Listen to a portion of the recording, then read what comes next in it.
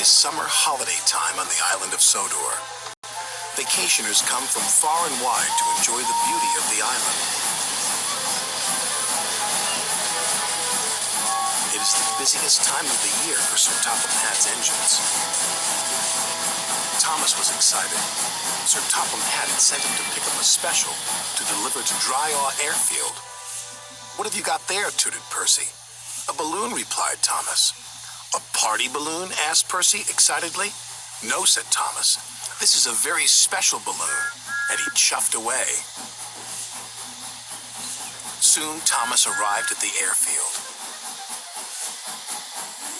and hot air was puffed into the balloon.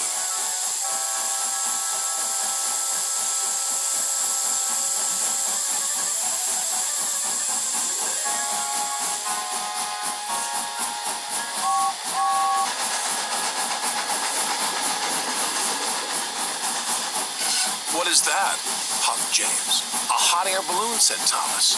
"It will take vacationers on rides around the island."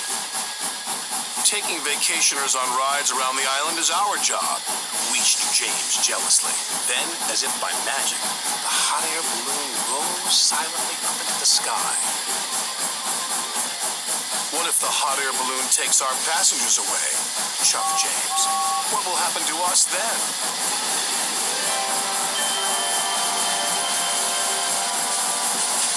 This made Thomas worry.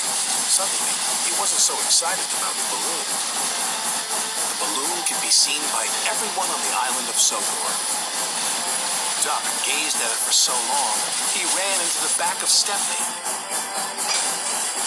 "Why, it's a floating basket with folks in it," said Donald. "Whatever will they dream up next?" said Douglas. James and Thomas were waiting at the level crossing. They were still worried about the hot air balloon.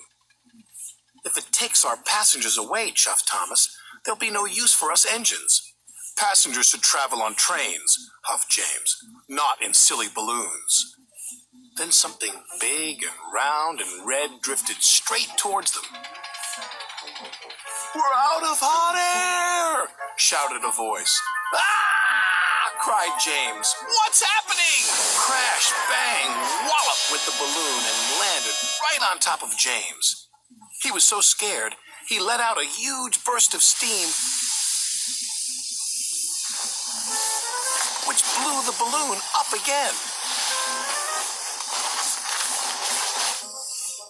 The balloon rose into the air once more. "Well done, James," called his driver. "Your hot air did the trick." "Oh no, James," cried Thomas. "You saved the hot air balloon." "I didn't mean to," groaned James. "Now it's sure to take our passengers."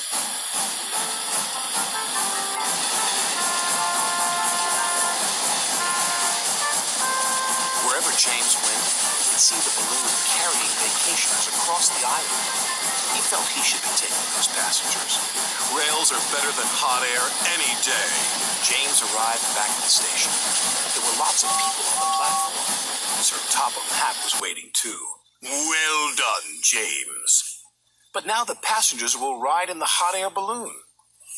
Sir Topham Hatt laughed. "You're right, James," he said. "But they will need a ride home in a train." James was delighted. Sir Topham Hatt was right. The engines were busier than ever, taking vacationers to and from the airfield. Whenever James sees the red balloon, he whistles and toots. And sometimes when he's asleep at night, James dreams he can fly too, just like the red balloon.